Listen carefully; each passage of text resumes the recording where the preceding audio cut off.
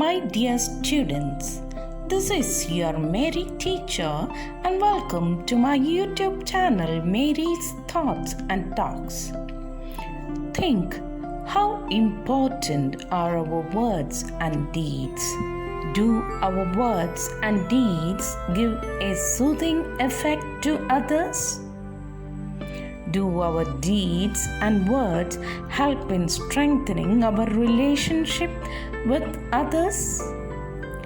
Here is a touching story about the impact of words. നിങ്ങൾ വാക്കുകളുടെയും പ്രവൃത്തികളുടെയും പ്രാധാന്യത്തെപ്പറ്റി ചിന്തിച്ചിട്ടുണ്ടോ? നമ്മുടെ വാക്കുകളും പ്രവൃത്തികളും മറ്റുള്ളവർക്ക് സമാധാനം നൽകുന്നതാണോ? നമ്മുടെ വാക്കുകളും പ്രവൃത്തികളും നമ്മുടെ മറ്റുള്ളവരുമായുള്ള സൗഹൃദ ബന്ധങ്ങളെ ഊട്ടിയുറപ്പിക്കുന്നതാണോ? ഇതാ ഇന്ന് നിങ്ങളോട് ഞാൻ പറയാൻ പോകുന്നത് വളരെ ഹൃദയസ്പർശിയായ ഒരു കഥയാണ്. The name of our story is The Price of Flowers. This short story is written by Prabhat Kumar Mukhopadhyay, who was one of the best short story writers in Bengali literature. This story was translated into English by Leela Rai. The setting of this story was in London during the pre-independence era. The narrator of this story is Mr. Gupta, who was an Indian civil servant undergoing training in London. നമ്മുടെ കഥയുടെ പേര് the price of flowers എന്ന് പറഞ്ഞാൽ പൂക്കളുടെ വില, പൂക്കളുടെ മൂല്യം എന്നാണ്. ഈ കഥ എഴുതിയത് പ്രഭാത് കുമാർ മുഖോപാധ്യായ ആണ്. അദ്ദേഹം ബംഗാളി സാഹിത്യത്തിലെ വളരെ പ്രമുഖനായ ചെറുകഥാകൃത്താണ്. ഈ കഥ ഇംഗ്ലീഷിലേക്ക് തർജ്ജമ ചെയ്തതാകട്ടെ ലീല റായാണ്.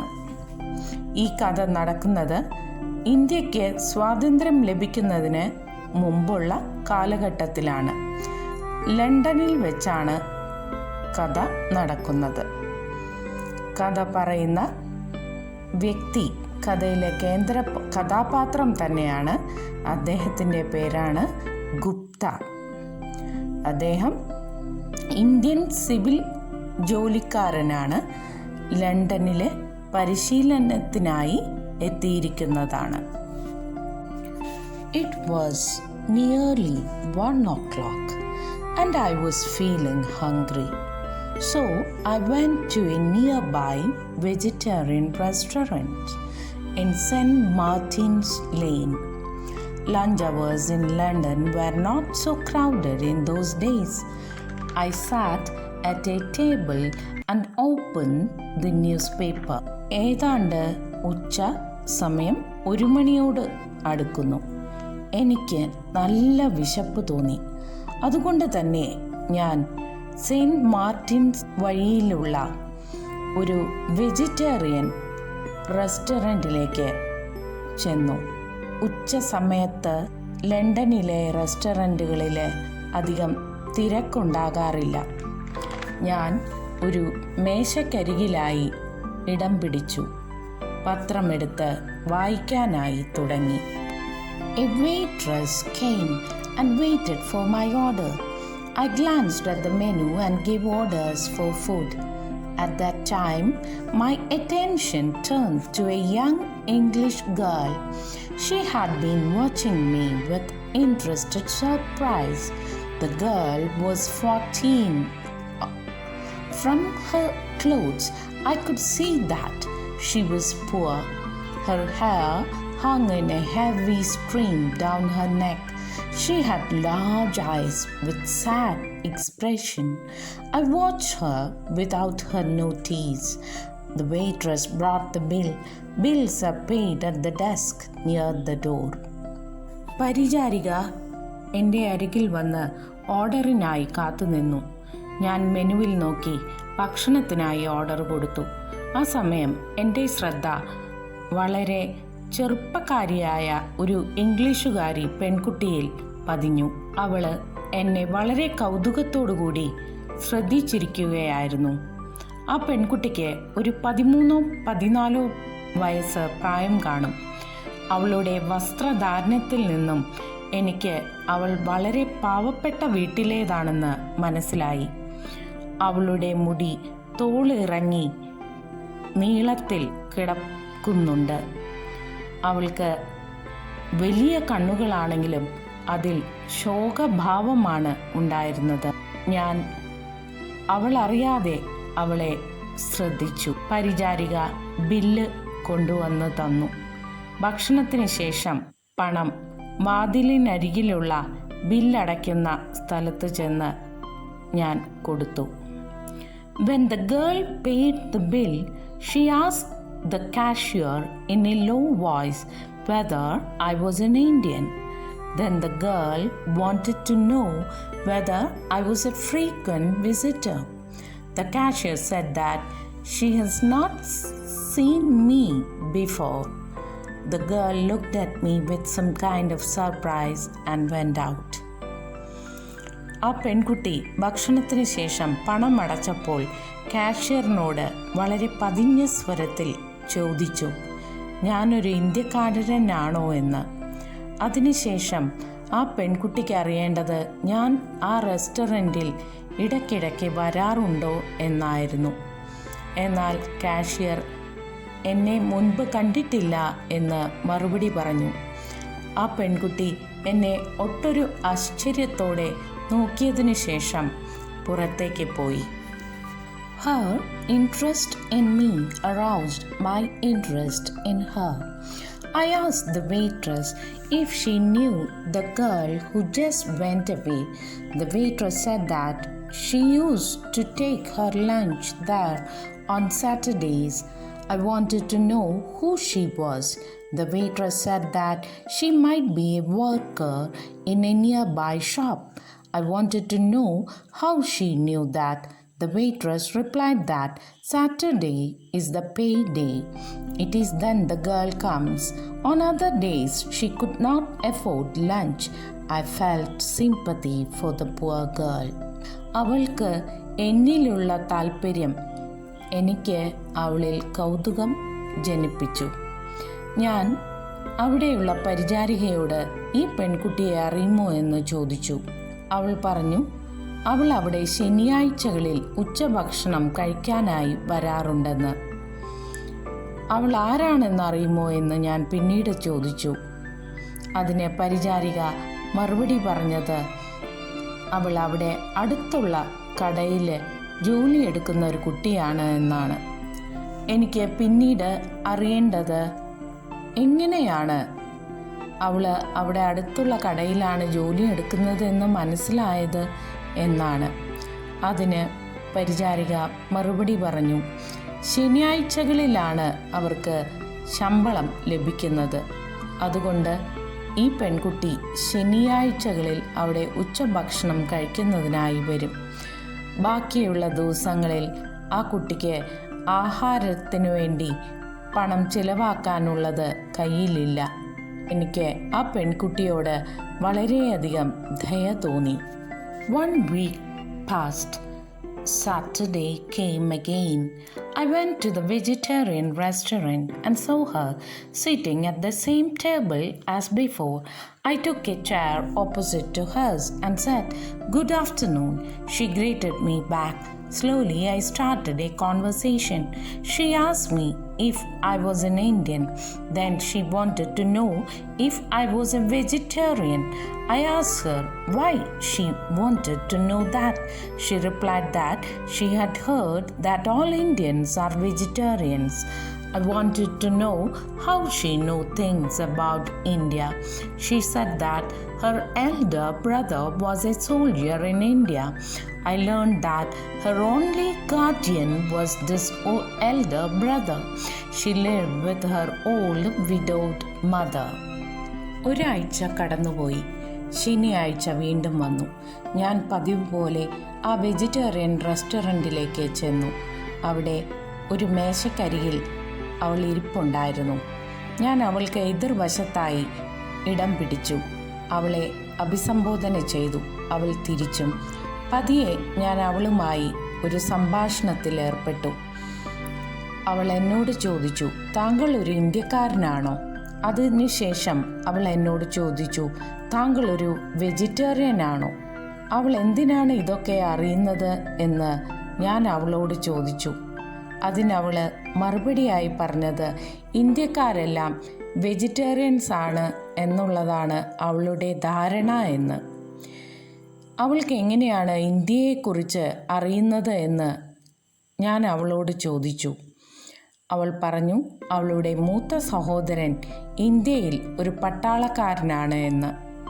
അവൾക്ക് ആകെയുള്ള രക്ഷകർത്താവ് ഈ മൂത്ത സഹോദരനാണ്.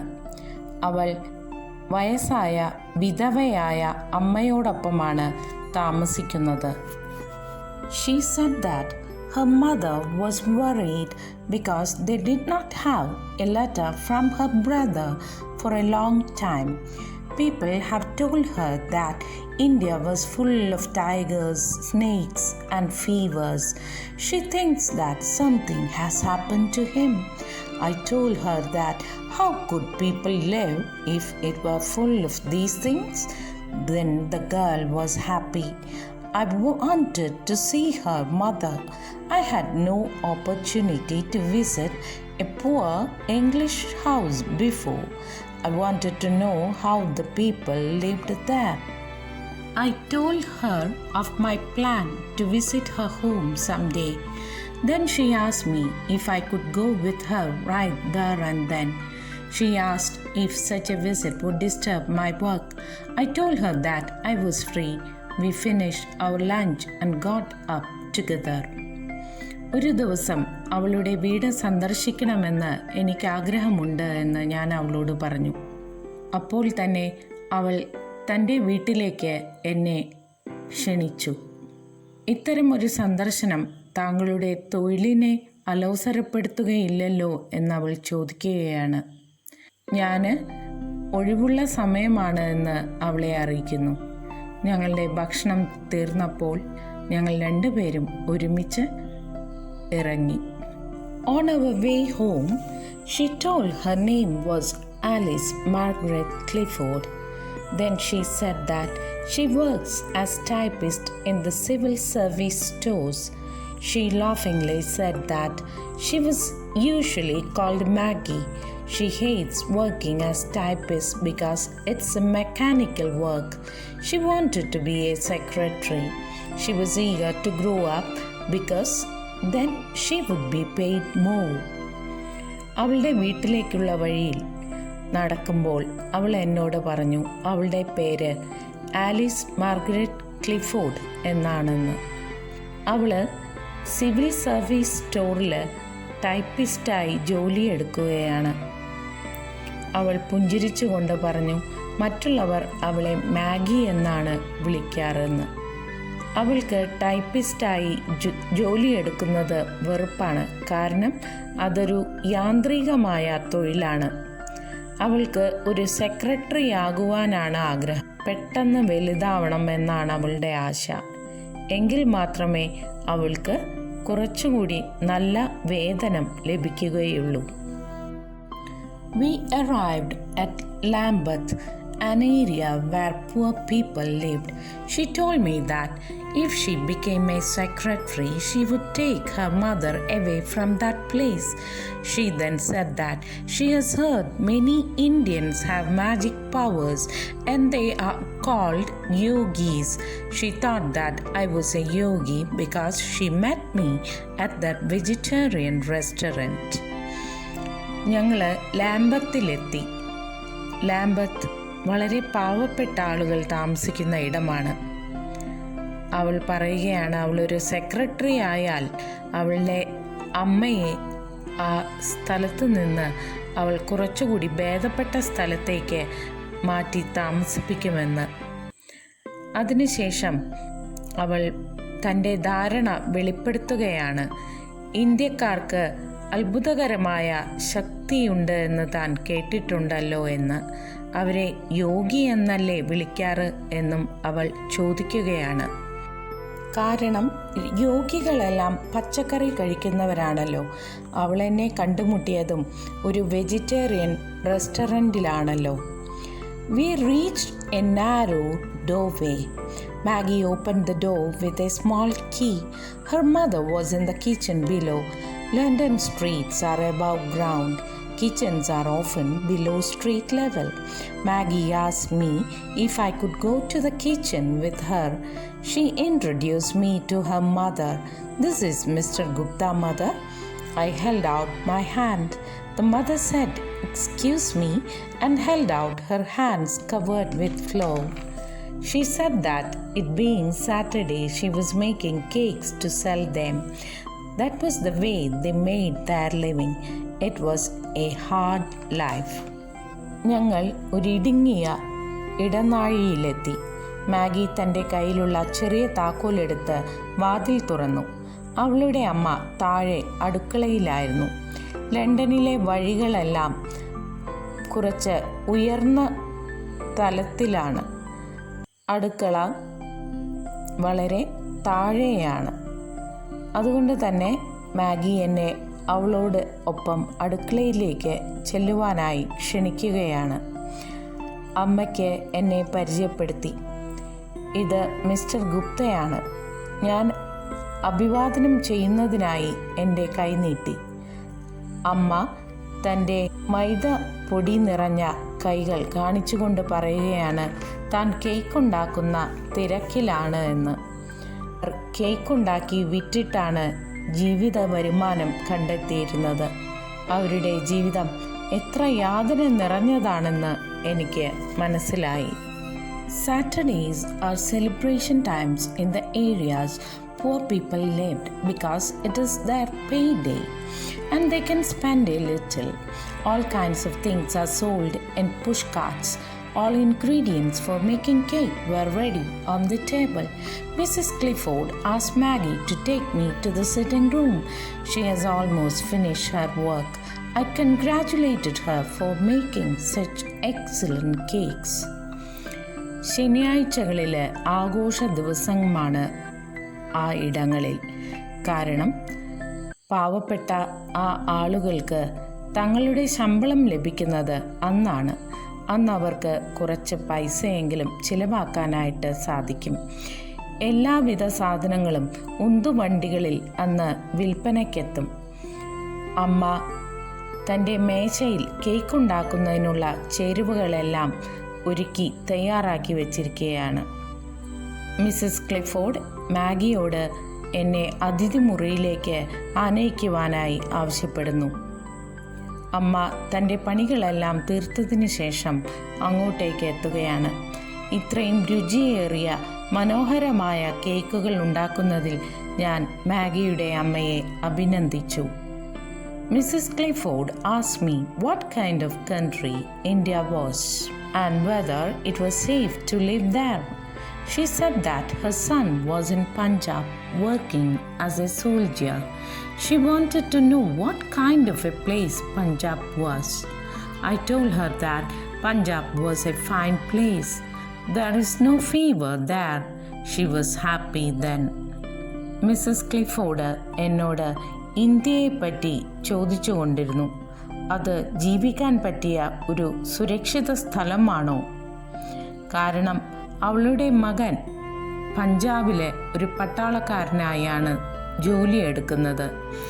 അവൾക്ക് പഞ്ചാബ് എങ്ങനെയുള്ള സ്ഥലമാണെന്നറിയണം. പഞ്ചാബ് വളരെ നല്ലൊരു സ്ഥലമാണ്. അവിടെ പനിയും അപകടങ്ങളും ഒന്നുമില്ല. അമ്മയ്ക്ക് ഇത് കേട്ടപ്പോൾ വളരെയേറെ സന്തോഷമായി. Maggie showed me to sitting room. The furniture was cheap and the carpet was torn in places, but everything was clean. When we drank tea, Mrs. Clifford showed a photograph of her son. It was taken before he left. His name was Frank. Maggie brought out a book of pictures that he had sent on her birthday. Mrs. Clifford asked Maggie to show me the ring. Maggie told that it was a magic ring which a yogi had given to Frank. She wanted to know if I could see the past and the future in it. I had heard about crystal gazing. A crystal was set on the ring. I examined it. മാഗിയുടെ വീട്ടിലെ ഫർണിച്ചറുകളെല്ലാം പഴയതും വില കുറഞ്ഞതുമാണ്. ചവിട്ടിയാകട്ടെ അവിടെ ഇവിടെ കീറിയിട്ടുണ്ട്. എല്ലാം വൃത്തിയായി അടുക്കി വെച്ചിരിക്കുന്നു. ഞങ്ങൾ ചായ കുടിച്ചുകൊണ്ടിരുന്നപ്പോൾ മിസ്സസ് ക്ലിഫോർഡ് അവരുടെ മകൻ്റെ ഒരു ഫോട്ടോയുമായി വന്നു. അവൻ ഇവിടെ നിന്ന് പോകുന്നതിന് മുമ്പ് എടുത്ത ഫോട്ടോയാണിത്. അവൻ്റെ പേര് ഫ്രാങ്ക് എന്നാണ്. മാഗി ഫോട്ടോകൾ പതിച്ച ഒരു പുസ്തകവുമായി വന്നു. ആ പുസ്തകം അവൾക്ക് അവളുടെ ബർത്ത്ഡേയുടെ അന്ന് ഫ്രാങ്ക് അയച്ചു കൊടുത്തതാണ്. മിസ്സസ് ക്ലിഫോർഡ് മാഗിയോട് സ്ഫടിക മോതിരം എടുത്തു കൊണ്ടുവരുവാനായി ആവശ്യപ്പെടുന്നു. അത് ഒരു അത്ഭുത മോതിരമാണെന്ന് മാഗി പറയുകയാണ്. ഫ്രാങ്കിന് ആ മോതിരം ഒരു യോഗി കൊടുത്തതാണ്. ആ മോതിരത്തിൽ നോക്കിയാൽ ഭൂതവും ഭാവിയും അറിയാൻ കഴിയുമോ എന്ന് മാഗി ചോദിച്ചു. ഞാൻ സ്ഫടികത്തിൽ നോക്കിക്കൊണ്ട് ഭാവിയും ഭൂതവും ഒക്കെ പറയുന്ന യോഗിമാരെ കുറിച്ച് കേട്ടിട്ടുണ്ട്. മോതിരത്തിൽ ഒരു സ്ഫടികം പതിച്ചിരിക്കുന്നു. ഞാൻ സൂക്ഷിച്ചു നോക്കി.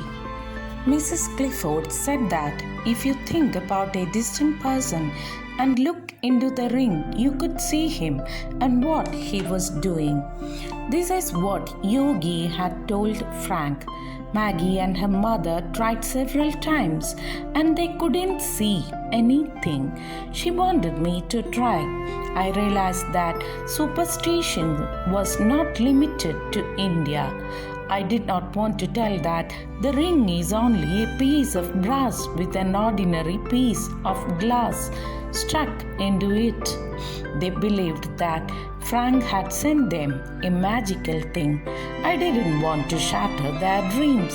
I told them that I could not see anything. They became disappointed. യോഗി ഫ്രാങ്കിനോട് പറഞ്ഞിരിക്കുന്നത്, നിങ്ങൾ ദൂരെ ഇരിക്കുന്ന ഒരാളെക്കുറിച്ച് ചിന്തിച്ചുകൊണ്ട് ആ സ്ഫടിക മോതിരത്തിലേക്ക് നോക്കിയാൽ അയാൾ എന്താണ് ചെയ്യുന്നതെന്ന് കാണുവാനായി സാധിക്കുമെന്നാണ്.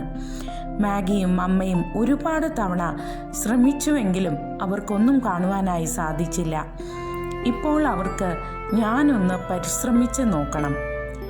എനിക്ക് മനസ്സിലായി ഇന്ത്യയിൽ മാത്രമല്ല അന്ധവിശ്വാസം കുടികൊള്ളുന്നതെന്ന്.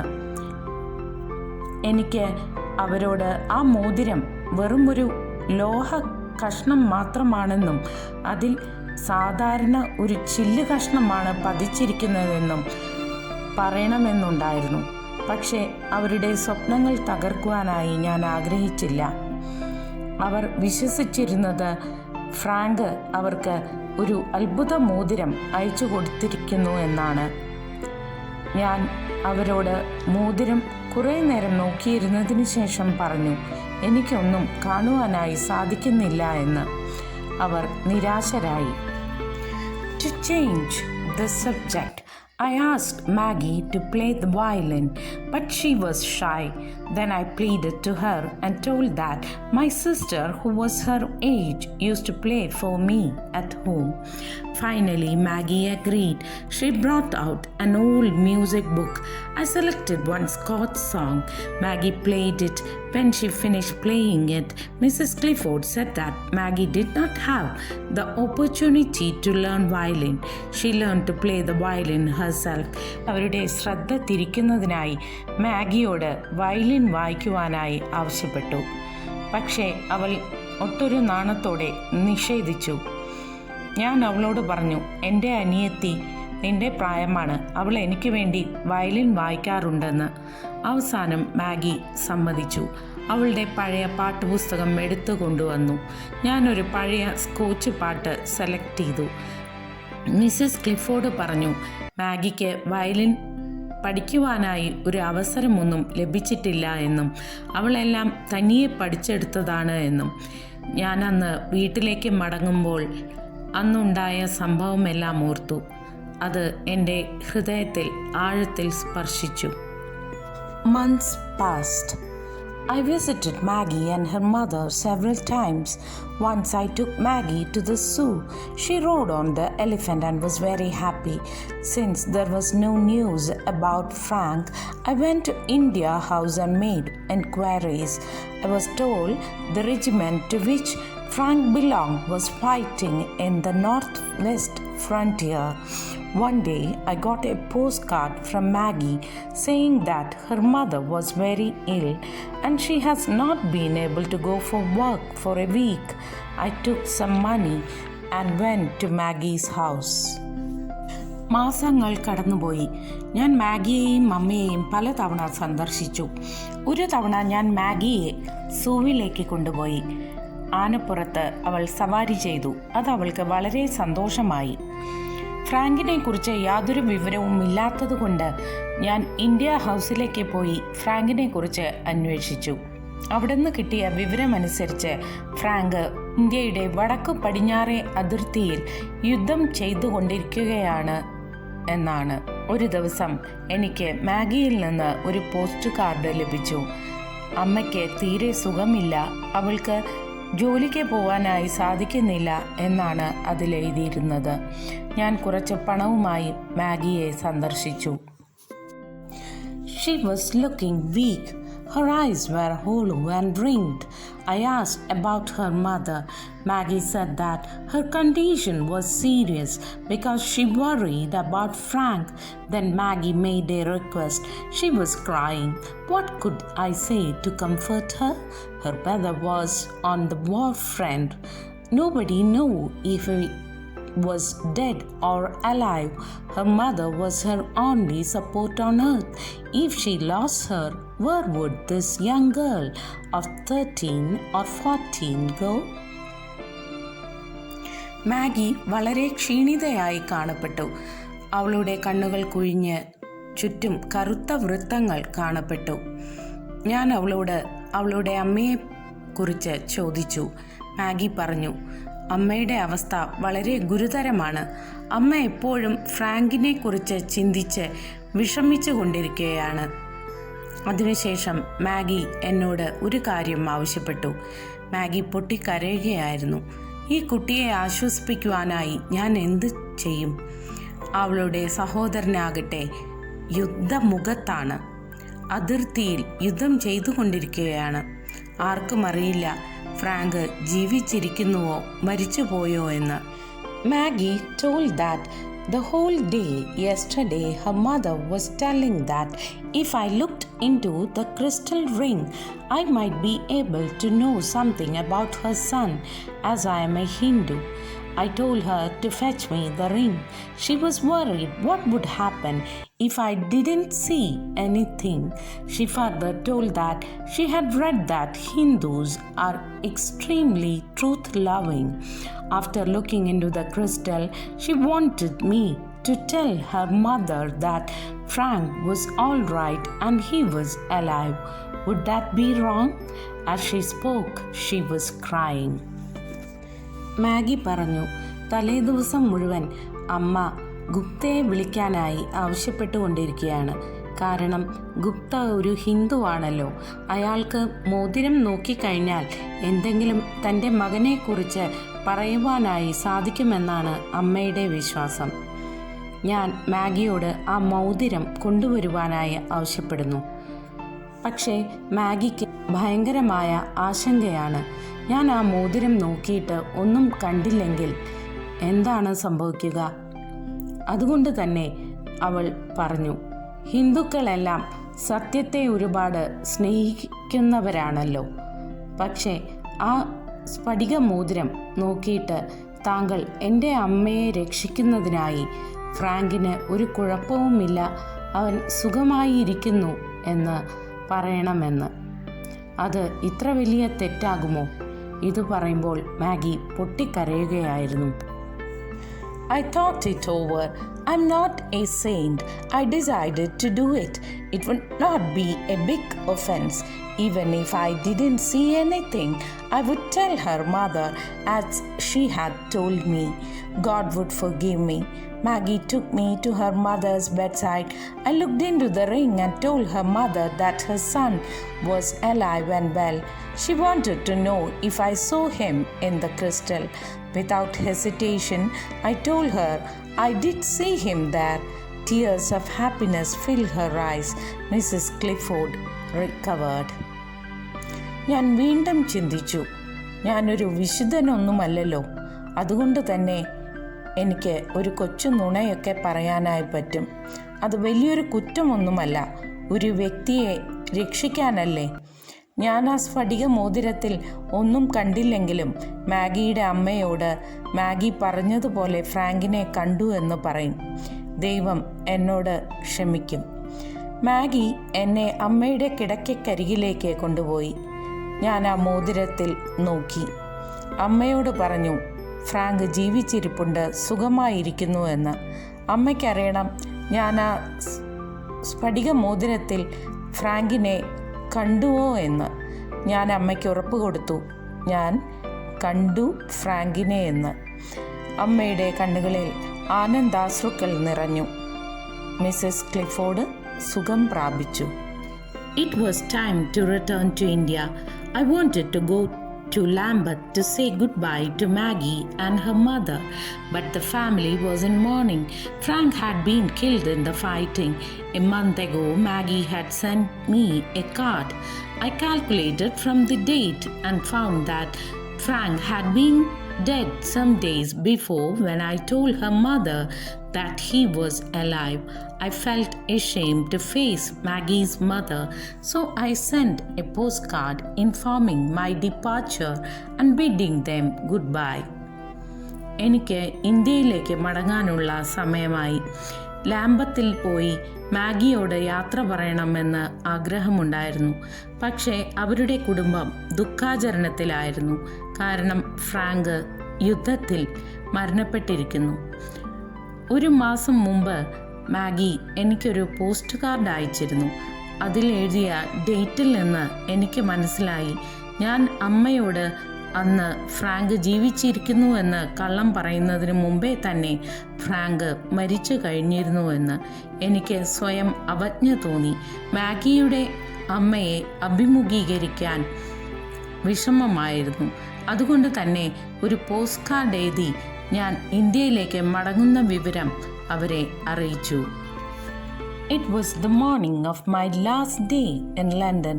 While I was having my breakfast, there was a knock at the door.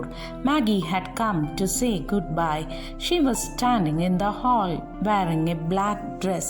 She wanted to know how long it will take to reach India. I replied, a little more than 2 weeks. I told her that I had entered the Punjab Civil Service. She wanted to know if the frontier was far from there. I told her that it was not so far. She told me that Frank was buried at Fort Monroe near Dera Ghazi Khan. അന്ന് ലണ്ടനിലെ എൻ്റെ അവസാനത്തെ ദിനമായിരുന്നു. പ്രഭാതത്തിൽ ഞാൻ ഭക്ഷണം കഴിച്ചുകൊണ്ടിരിക്കുമ്പോൾ വാതിലിൽ ഒരു മുട്ട് കേട്ടു. മാഗി യാത്ര പറയുന്നതിനായി വന്നിരിക്കുകയാണ്. അവൾ കറുത്ത വസ്ത്രമണിഞ്ഞ് ഹാളിൽ നിൽക്കുന്നുണ്ടായിരുന്നു. അവൾക്കറിയണം ഇന്ത്യയിലേക്ക് എത്താൻ എത്ര ദിവസം എടുക്കുമെന്ന്. ഞാൻ മറുപടി പറഞ്ഞു, 2 ആഴ്ചയോ അല്ലെങ്കിൽ കുറച്ചുകൂടെ ദിവസമോ എടുക്കുമെന്ന്. അവളോട് ഞാൻ പറഞ്ഞു, ഞാൻ പഞ്ചാബ് സിവിൽ സർവീസിൽ ജോലിയിൽ പ്രവേശിച്ചിരിക്കുന്നുവെന്ന്. അവൾക്കറിയണം അതിർത്തിയിലേക്ക് അവിടെ നിന്ന് ഒരുപാട് ദൂരമുണ്ടോ എന്ന്. ഞാൻ മറുപടി പറഞ്ഞു, അധികം ദൂരമില്ല എന്ന്. അവൾ പറഞ്ഞു, ഫ്രാങ്കിനെ കുഴിച്ചിട്ടിരിക്കുന്നത് ദറാ ഖാസി ഖാനിന് അടുത്തുള്ള fort മോൺറോയിലാണെന്ന്. Her eyes were filled with tears. I told her that I would visit her brother's grave and write to her. Her face filled with gratitude. She took a shilling and put it on the table. With that money, I was to buy flowers and place them on her brother's grave. She earned that shilling by working hard. I wanted to return the money. അവളുടെ കണ്ണുകൾ കണ്ണുനീരിനാൽ നിറഞ്ഞു. ഞാൻ അവളോട് പറഞ്ഞു, അവളുടെ സഹോദരൻ്റെ ശവകുടീരം സന്ദർശിച്ചതിന് ശേഷം അവൾക്ക് കത്തയക്കാമെന്ന്. അവളുടെ മുഖം കൃതജ്ഞതയാൽ പ്രകാശിതമായി. അവൾ തൻ്റെ കയ്യിലുള്ള ഒരു നാണയമെടുത്ത് മേശപ്പുറത്ത് വെച്ചു. ആ നാണയം കൊണ്ട് ഞാൻ പൂക്കൾ മേടിച്ച് അവളുടെ സഹോദരൻ്റെ ശവകുടീരത്തിൽ വെക്കണമെന്നാണ് അവളുടെ ആഗ്രഹം.